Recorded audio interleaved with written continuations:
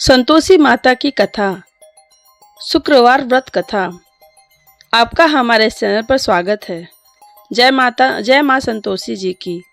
जो भी भक्त आज इस वाणी को सुन रहे हैं, उनके जीवन में आपकी कृपा बनी रहे और हर कठिनाइयाँ दूर हो। एक छोटे से गांव में रामू नाम का एक गरीब किसान रहता था।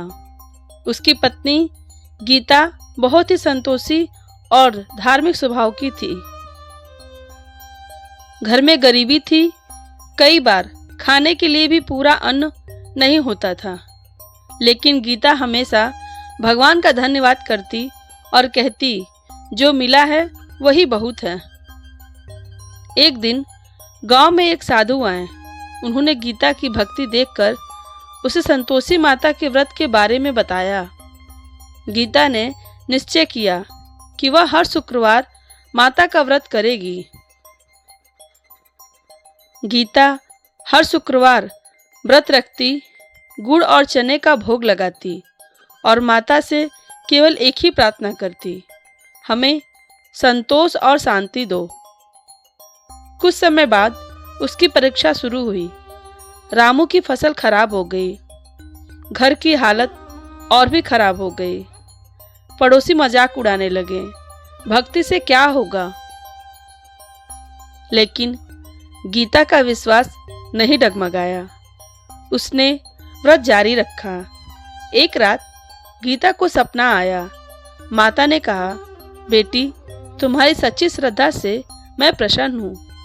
कल से तुम्हारे जीवन में बदलाव आएगा। अगले ही दिन रामू को एक बड़ा काम मिला। धीरे धीरे उनकी आर्थिक स्थिति सुधरने लगी। खेतों में अच्छी फसल होने लगी। घर में सुख शांति आ गई। जब लोग गीता से उसकी सफलता का रहस्य पूछने लगे, तो उसने कहा, मुझे धन से ज़्यादा संतोष मिला है।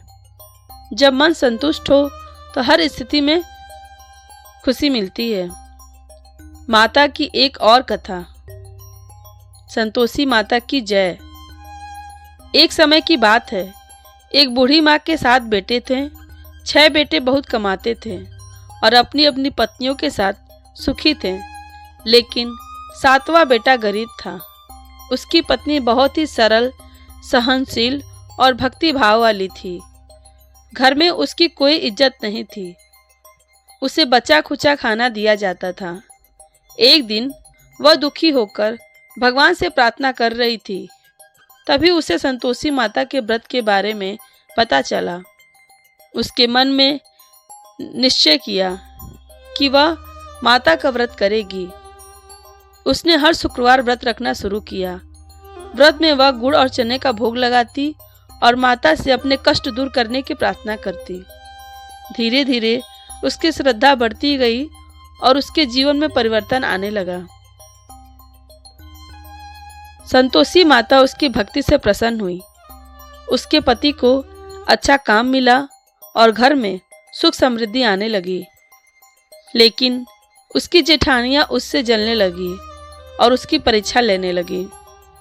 एक दिन व्रत के उद्यापन के समय उन्होंने चालाकी से खट्टा भोजन खिला दिया, जबकि व्रत में खट्टा खाना वर्जित होता है। इससे माता नाराज हो गईं और उसके जीवन में फिर से कठिनाइयां आने लगीं। वह स्त्री अपनी गलती समझ गई और फिर से पूरी श्रद्धा और नियमों के साथ व्रत करने लगी। उसने सच्चे मन से माता से क्षमा मांगी। इस बार संतोषी माता ने उसकी भक्ति से प्रसन्न होकर उसे पूरी तरह आशीर्वाद दिया। उसका घर फिर से खुशियों से भर गया और उसे सम्मान और सुख प्राप्त हुआ।